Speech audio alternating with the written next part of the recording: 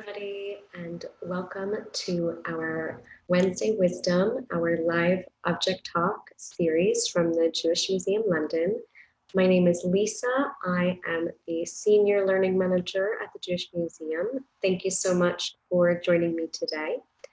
The object I have selected to share with you today links to our weekly theme, which this week is on remembrance.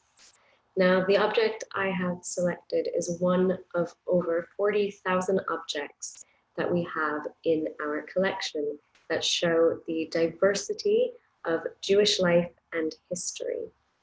Our programs exist to preserve the unique and diverse Jewish voices of different communities and explore connections between faith and culture.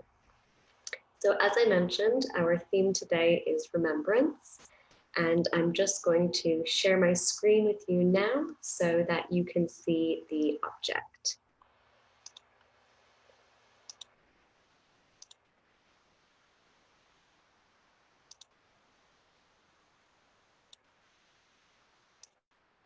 Okay, so what I'd like you to do is to just take a really close look at this object that you can see. What do you notice first about it? What do you think it might be made from? Why do you think somebody might have made this object? This is an embroidered linen sampler that was made in memory of Chaim Moses. The sampler was made by Mary Hyams in Ipswich in July 1825. The framed sampler is 27 by 29 centimeters, and it's decorated with a border of green foliage and pine trees.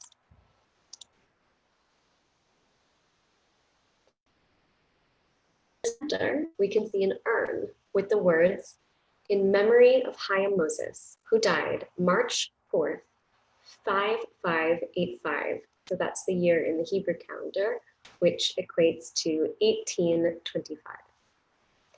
Underneath the urn is a stitched poem, which reads, "Time itself shall shortly cease. The sun look dim with age, and nature sink in years, but thy soul shall still remain unhurt amidst the war of elements, the wreck of matter, and the crush of worlds." Below the poem, we can see the name Mary Hyams and the date, July 1825. This poem is actually from Act 5, Scene 1 of the play Cato by Joseph Addison, written in 1712. The play was later staged by John Kemble in the role of Cato at Covent Garden in 1816.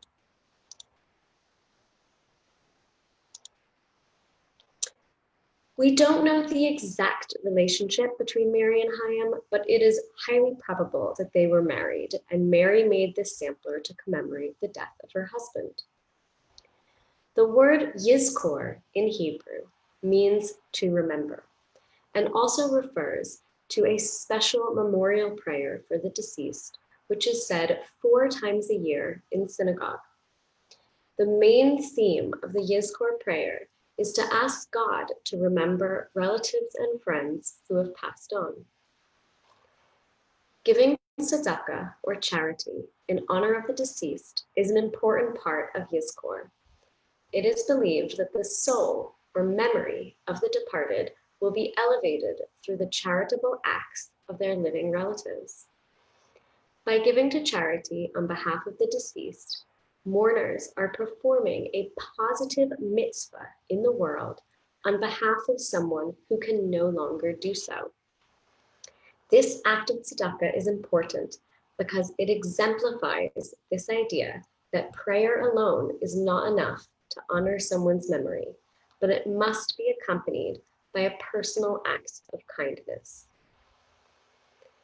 The custom of Yizkor dates back to the time of the Crusades in the Rhineland in the 11th and 12th centuries.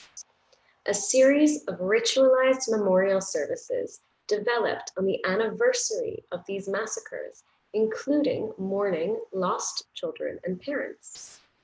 The Yizkor prayers were first formulated at this time, as well as the customs of using Kaddish as a memorial prayer, observing the yahrzeit or anniversary of a parent's death, and lighting a memorial candle on behalf of the deceased.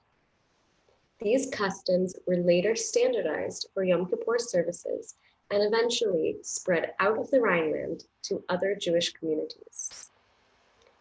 Yizkor services were originally only held on Yom Kippur. However, on the last day of the three pilgrimage festivals, Passover, Shavuot, and Sukkot, the Torah portion which is read mentions the importance of donations. So the Yizkor service was added to these festival days as well.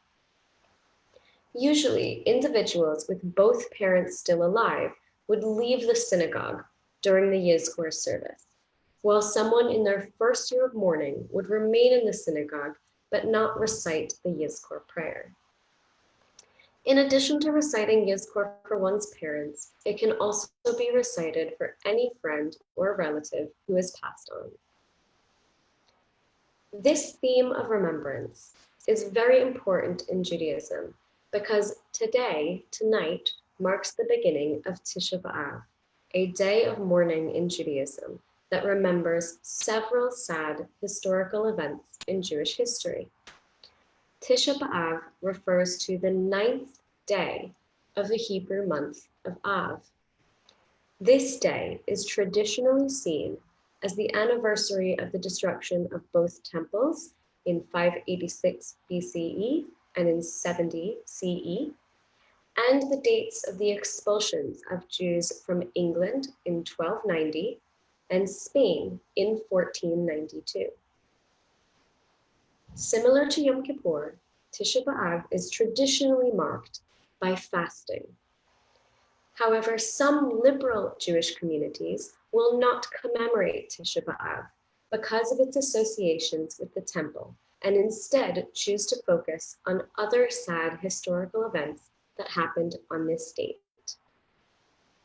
While Tisha B'Av is a day of mourning, it also reminds us to remember that the sad times too will pass, and that we must continue to live with hope for the future and work hard to make the world a better place. So this brings me to the end of my object talk today. Thank you so much for listening, and please join us next week on Wednesday, the 5th of August at 12 noon, where my colleague Eliana will be delivering an object talk on the theme of stories. So thank you so much, and I hope that you have a great Wednesday.